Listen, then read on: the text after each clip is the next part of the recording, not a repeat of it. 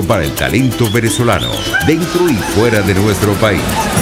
Continuamos por todos los medios con Mingo. Otro nivel. Muchas personas nos habían recomendado que contactáramos a la profesora Liliana Facciani. Liliana, buenos días, bienvenida, un gran abrazo para ti, mucha salud para ti, para todos los tuyos de parte del equipo del programa y de Radio Caracas. ¿Cómo estás? Buenos días, Mingo, muchísimas gracias a ti por la gentil invitación y bueno, a quienes te recomendaron que hablaras conmigo, imagínate. Sí. Estoy agradecido también por esa deferencia. Profesora de Filosofía de Derecho de nuestra Universidad Católica Andrés Bello, especialista en Derecho Procesal. Pero el equipo de producción, aquí reunidos en estos días, cuando hablemos con la profesora Liliana, vamos a comprometerla mucho más en su rol pedagógico, que lo ejerce todos los días, a que nos ayude a entender un poco lo que estamos viviendo en estos momentos los venezolanos, que son tantas las noticias que nos agobian, que nos mortifican, que nos entristecen, pese a que estamos en una etapa, en una época de festividad, en una época que es normalmente muy venezolana, que se celebra en familia, pero Erika estaba mencionando la cantidad de venezolanos fuera de nuestro país en el segmento anterior y el rosario de información que compartimos siempre con nuestro auditorio. Wow, nos pega y nos afecta tanto. ¿Cómo tú nos puedes orientar o qué reflexión pudieses compartir tú en estos últimos días de este año 2022? El propio balance que tú haces de este año de cara a lo que viene en el 2023 para los venezolanos, donde se anuncian unas primarias, donde se trata nuevamente de buscar la emoción política y el compromiso del auditorio en el campo electoral. ¿Qué nos puedes decir tú? ¿Cómo crees tú que nosotros podemos obligarnos a salir de este atolladero en donde nos encontramos metidos los venezolanos? Bueno, esa es una pregunta bien difícil, Mingo, porque las condiciones no son las mejores como para tener una gran esperanza. Las expectativas han bajado mucho desde hace ya bastante tiempo debido a las experiencias que hemos tenido en las ocasiones en que hemos acudido a eventos electorales donde nos ha sido totalmente favorable el resultado, como fue en el caso del 2015, y después vino esa especie de bajón que decepcionó a tantísimas personas porque lo que se había propuesto llevar a cabo no se hizo por alguna razón, las que sean. El punto está en que la gente quedó con esa ilusión de haber ganado en la Asamblea Nacional y después no haber visto concretado lo que se había dicho que se llevaría a cabo, que podríamos lograr habiendo tenido la mayoría en la Asamblea Nacional. Sí. Hoy en día hay una persona a quien yo estimo mucho, es un gran amigo, que se llama Caleca, Andrés Caleca, está haciendo un trabajo importantísimo para incentivar el voto de la ciudadanía. A mí me parece que esa es una tarea que a todos nos correspondería hacer un poco, pero para eso tienes que creer realmente en la efectividad del voto y en la posibilidad de que puedas lograr los cambios que aspiras a través de una elección. Siempre que se trate de una elección que cumpla con las condiciones de transparencia, de verdadera libertad, de seguridad en el escrutinio, esa serie de cuestiones que hoy en día están más bien en entredicho, debido por una parte a la misma propaganda del régimen que hace todo lo posible para lograr el efecto contrario, apagar el incentivo en las personas. Ahora bien, hay una situación que es un hecho, que el año próximo, Dios mediante, nosotros tenemos que prepararnos para esas elecciones. Hay todo un proceso de primaria, que por cierto encabeza un querido amigo, el profesor Jesús María Casal, que es el actual presidente de la Comisión Nacional de Primarias, y estoy segura de que van a hacer un trabajo muy, pero muy importante y que van a lograr lo mejor posible en cuanto a lo que a ellos corresponde como comisión. Sí. Pero lo que realmente me preocupa es que la gente vuelva a tener confianza, no solamente en el voto, porque se tiene confianza en el voto en la medida en que tus candidatos sean también personas que te inspiren confianza. Si del resultado de las primarias aparece un candidato que sea de la, digamos, del gusto, por decirlo de alguna forma, o sea, de la afinidad o de la confianza de la mayoría, yo estoy segura que los venezolanos vamos a acudir en masa a votar. Pero tiene que haber una transparencia total en ese proceso de las primarias. No puede imponerse el cogollismo, no puede imponerse el voluntarismo. Aquí tenemos que ir todos juntos, apiñaditos, porque eso es lo que nos diferencia a nosotros, digamos, del grupo de la acera de enfrente, por decirlo de alguna manera. Ellos se apiñan, siempre están apiñados monolíticamente, estén o no de acuerdo, pero hay como una convicción de que solo de esa forma pueden acudir a cualquier evento electoral o no electoral. Bueno, a nosotros nos pasa lo contrario, nosotros nos dispersamos, y ese tal vez ha sido uno de nuestros grandes errores, que nosotros no estamos en condiciones de dispersarnos, estamos más bien obligados a unirnos todos, a hacer ese monolito, a acompañar todos a un solo candidato y a darle nuestro apoyo, nuestra confianza, y él, por supuesto, o ella, en caso que sea, sea hombre o mujer, pues tienen que responder a esa confianza. No pueden, la oposición no puede seguir decepcionando a la ciudadanía. Los venezolanos tenemos ya mucho tiempo de decepción en decepción, precisamente por parte de nuestra oposición, porque les ha faltado voluntad para sentarse, ponerse de acuerdo, llegar a un consenso, dejar las mezquindades a un lado y permitir que sea el país, la libertad, la democracia, el rescate de la democracia, lo que realmente se imponga, no la voluntad de cada cual. Si ellos logran eso en esta ocasión, yo diría que sí, que podemos contar con que vamos todos a ejercer nuestro voto con la confianza de que se pueda lograr, no el cambio definitivo tal vez, pero un cambio que nos aproxime a ese cambio definitivo. Las primarias son ese paso previo al cambio definitivo. Si no pasamos por ahí, entonces ¿cómo lo logramos? Claro, tú has mencionado en varias oportunidades ahorita la palabra confianza. Y por lo que recogemos en la calle, no hay confianza en los convocantes a esas elecciones primarias. Y hay gente que te pudiera estar escuchando y dice, caramba, pero la profesora Liliana no está siendo un poco cándida, la profesora Liliana no está siendo un poco ingenua, cuando tenemos un historial donde no se respetan las reglas de juego que son las que están en nuestra Constitución. Entonces, ¿cómo ir y asistir una vez más a unas elecciones en tiranía?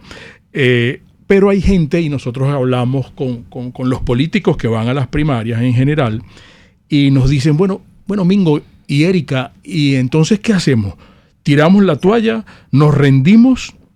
O participamos, pero ¿cómo lo logramos si la gente no quiere, Liliana, que sean estos convocantes los que participen porque ninguno le genera confianza? Y Liliana, ahí otra pregunta. Esa es la otra parte. Okay.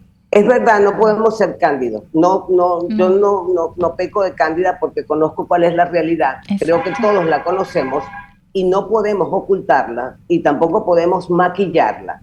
La realidad es que en nuestras elecciones es increíble cómo nosotros logramos ganar y terminamos perdiendo. Claro. Entonces eso ya te crea una suspicacia tremenda, porque tú cada vez que has logrado ganar a través de elecciones, el régimen tiene una fórmula secreta, o al menos no conocida hasta un cierto momento, a través de la cual, en cuanto la aplica, nos desbarata por completo el triunfo. Claro. Entonces ya no podemos ser cándidos. La ingenuidad política no entra acá.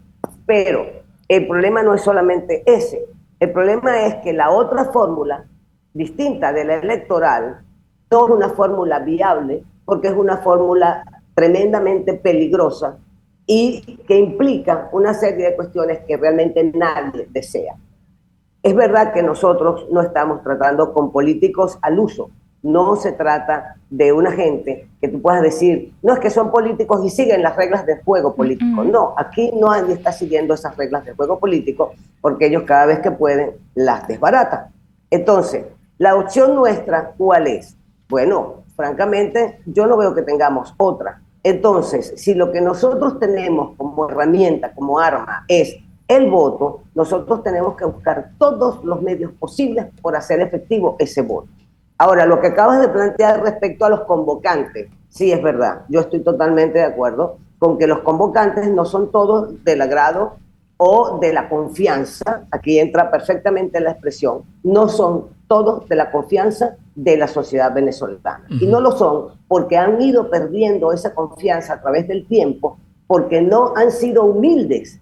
Y me voy a permitir decirlo de esta forma, no han sido humildes en el reconocimiento de sus errores y no han sido consecuentes en el trabajo que han debido mantenerse haciendo durante todo el tiempo de cara hacia la sociedad.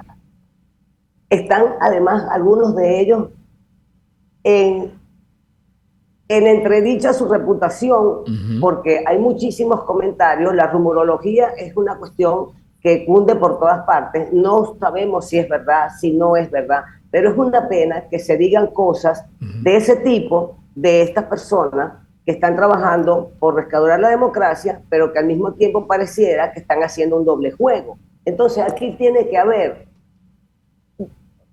una forma de que esos candidatos o esos precandidatos limpien su imagen y se muestren ante la sociedad con la franqueza con la que nosotros esperamos que lo hagan. Claro. Es una expectativa cándida, es una tontería lo que estoy diciendo, en el sentido de que cómo vas a pretender que los políticos se muestren como personas honestas. Bueno, pero es que lo que menos nosotros esperamos es que los políticos se muestren como personas honestas.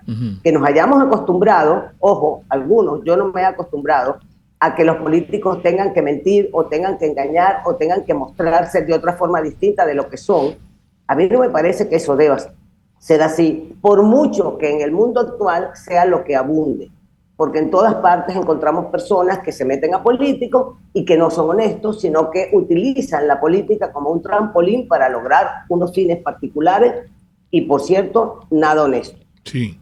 Yo aspiro que los venezolanos y los precandidatos venezolanos y que luego el candidato o la candidata venezolana sean lo suficientemente honestos para devolvernos a nosotros la dignidad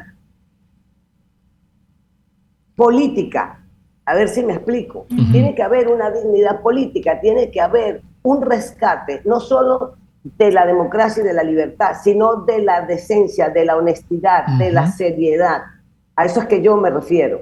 Es necesario que los políticos entiendan que no pueden comportarse como si fueran otra cosa, porque se están comportando como si fueran otra cosa. Menos políticos serios, menos políticos responsables.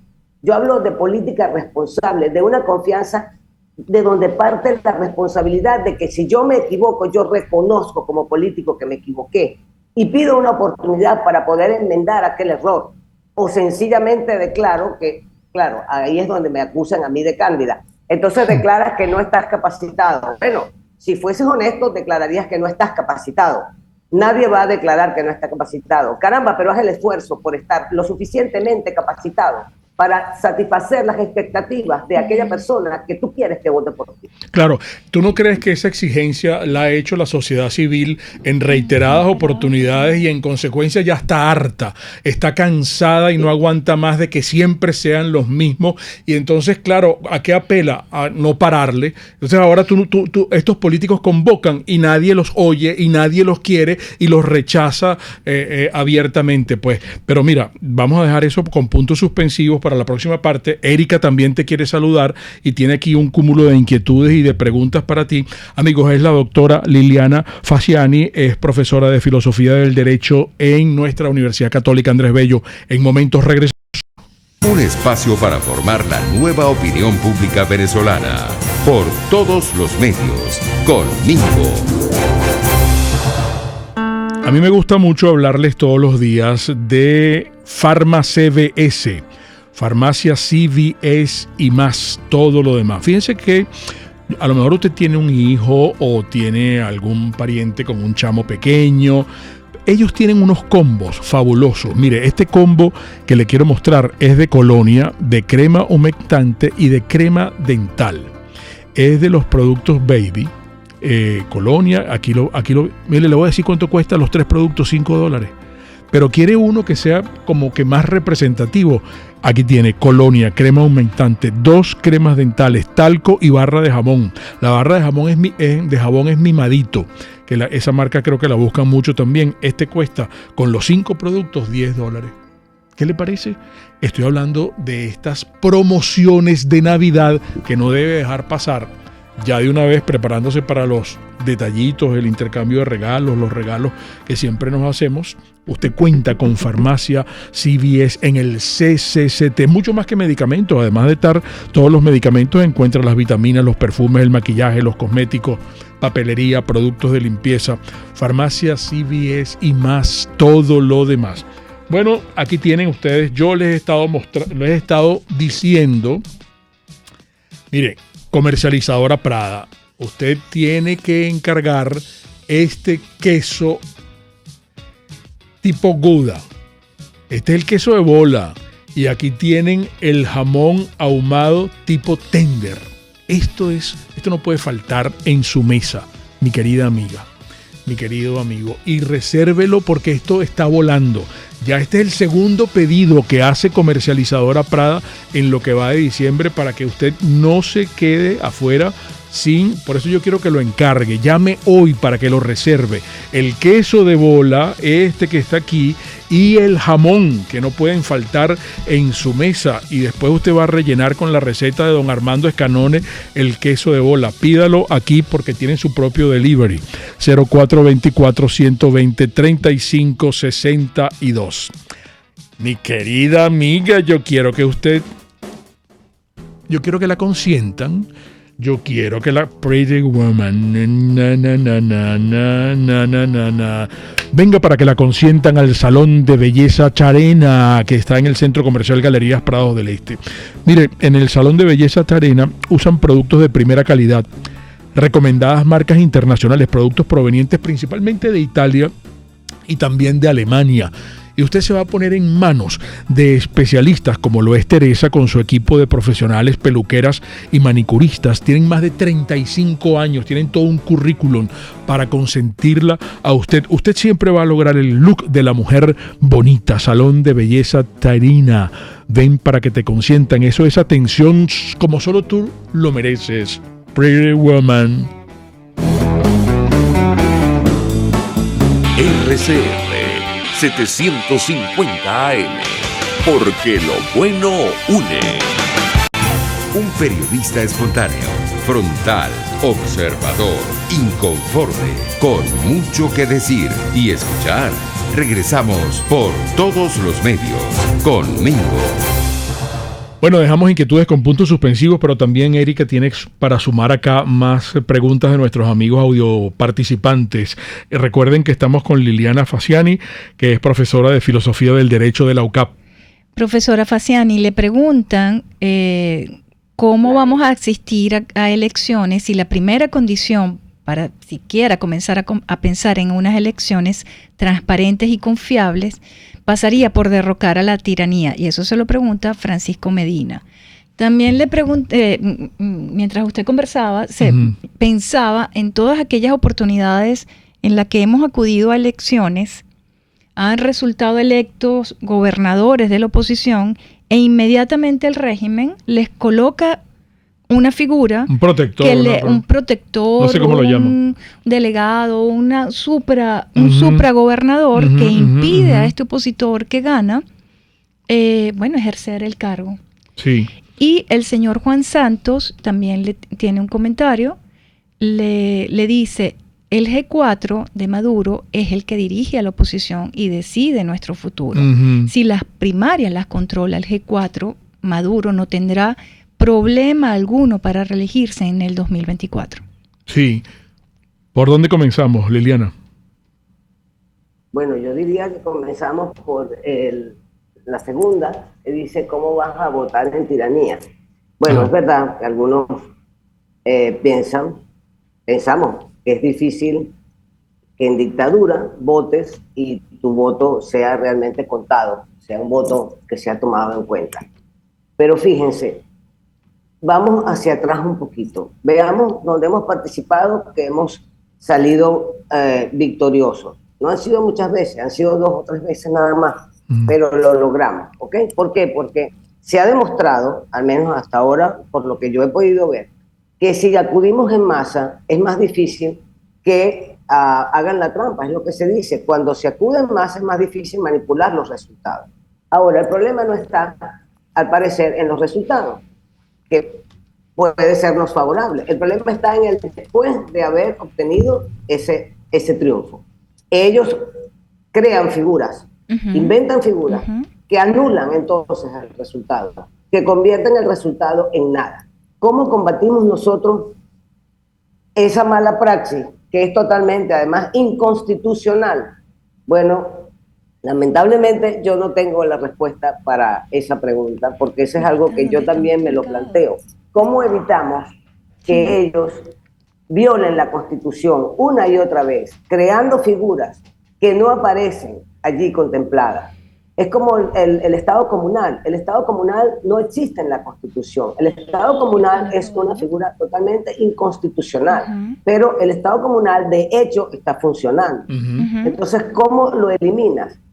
Bueno, es complicado, porque resulta que la persona que detenta el poder, es que ahí es donde tenemos nosotros la piedra de tranca. La persona que detenta el poder es la que impone las reglas, estén o no estén de acuerdo con la Constitución, porque ellos le buscan la vuelta para hacer que aquello a través de la práctica se convierta en algo aparentemente legal, lo que es de todas formas completamente ilegal, ¿ok? Pero nosotros no tenemos en este momento las herramientas que en algún momento sí tuvimos, como cuando tuvimos la Asamblea Nacional por mayoría, para poder hacer los cambios necesarios. Entonces, ¿qué es lo que ha pasado con nosotros? Eso es lo que tendríamos nosotros que interpelar a los políticos, a los de nuestra oposición, para preguntarles en su momento, ¿por qué cuando se pudo haber hecho no se hizo? ¿Por qué cuando se pudo haber evitado que se violara la Constitución de esa manera, no se evitó? ¿Por qué no se tomaron las decisiones que había que tomar acerca de ciertas legislaciones que debieron ser promulgadas y que no se promulgaron, y de otras que debieron ser derogadas y no se derogaron? Entonces, ¿vale la pena que vayamos a votar? Esa es la pregunta que al final uno se plantea. Si toda esta situación es así y está en un gobierno que no es democrático o que no respeta las reglas del juego democrático, ¿merece la pena ir a votar? Bueno, eso queda ya a conciencia de cada quien. Yo no puedo convencer a nadie de que vaya o no vaya a votar, porque cada quien tiene sus razones y todas son válidas. Yo lo que sí entendí fue algo, que la abstención nos hace mucho más daño que acudir en masa a votar, que podría, por ejemplo, dar un resultado distinto en el escrutinio. Claro, pero también hay una percepción que tiene mucha gente y que probablemente sea válida, que concluye que aparentemente muchos de los políticos, entre comillas, opositores, como se han visto que no tienen vida para lograr el poder, prefirieron convivir con la tiranía, y entonces está esa conchupancia, pues, ¿no? Y entonces cuesta bastante diferenciar, mira, quién es aquí el probo, el honesto, el que hay que apoyar, pues, ¿no? Entonces, la sociedad civil la tiene bien difícil, profe. La tiene bien difícil, Mingo, y a eso me refería hace un rato cuando yo te comentaba en el segmento anterior, que había personas que estaban siendo totalmente deshonestos en su modo de ejercer la política. Exacto. ¿Entiendes? ¿Por qué? Porque se están prestando para juegos, para una doble jugada. Es porque no quieren perder. Es como si no quisieran perder la oportunidad de ganar algo o de obtener algo. Es decir, conformarse. El problema está cuando el político llega al punto en el que, al no saber qué más hacer, se conforma con ese precario mínima cuota de poder que le concede como de forma ¿qué te puedo decir? Como una limosna, como una concesión, le concede el sí. régimen al político de oposición para que todavía respire. Y el político acepta ese pedacito de poder, esa cuota mínima de poder que es tan precaria porque se le acaba en cuanto el régimen decide, hasta aquí llegaste tú con tu ejercicio político. Sí. ¿Me explico? Qué bien lo has Entonces, descrito. en esa bajeza ha caído muchísima gente de la oposición que ejerce la política o que juega a ser político. A eso es que me refiero cuando exijo responsabilidad. Cuando hablo de confianza, no puede generarte confianza alguien de quien luego tú sabes que está haciendo algún tipo de negocio o que aceptó algún tipo de limosna o de concesión mínima para seguir respirando como político en el escenario electoral. Sí. Eso es lo que a nosotros nos tiene completamente decepcionados. Y esa es la razón por la que mucha gente dice no quiero ir a votar.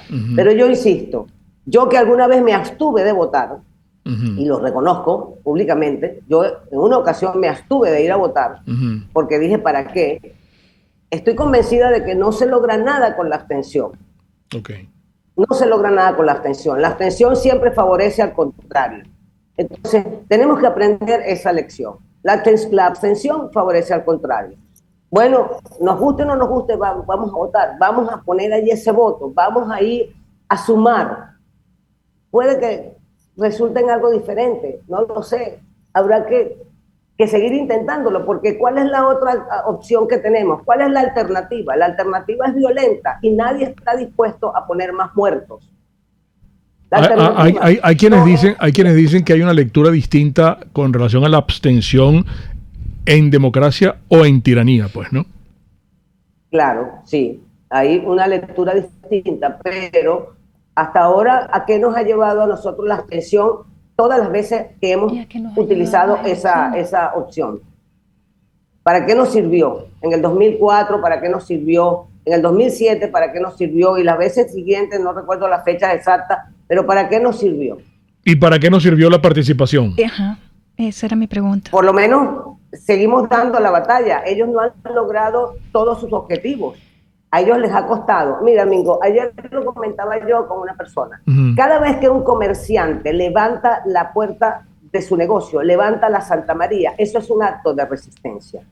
Cada vez que un comerciante abre su comercio o su empresa, produce o vende, está de alguna forma manifestando su deseo de seguir trabajando, de seguir confiando en Venezuela y de pensar que hay una posibilidad de salir adelante. Hoy en día hay una cantidad impresionante de alcaldías que están trabajando justo en función de lo contrario. Están como forzando a los comerciantes a que cierren las puertas de sus negocios. ¿Qué es lo que buscan a través de esa actitud? ¿Qué es lo que están buscando con esa imposición, esa persecución y ese acoso a que tienen sometidos a los buhoneros, a los comerciantes, a los empresarios, a todo el que esté deseando emprender algo? Mira, Liliana, ¿cómo logras salir de eso? Se nos está acabando el tiempo, lamentablemente.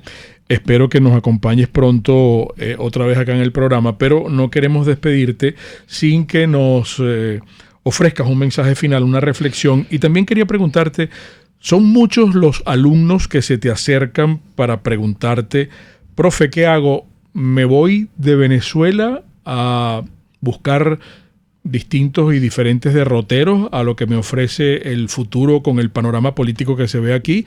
¿O qué consejo le das tú, qué recomendación le das tú a esos alumnos que te consultan ese tema?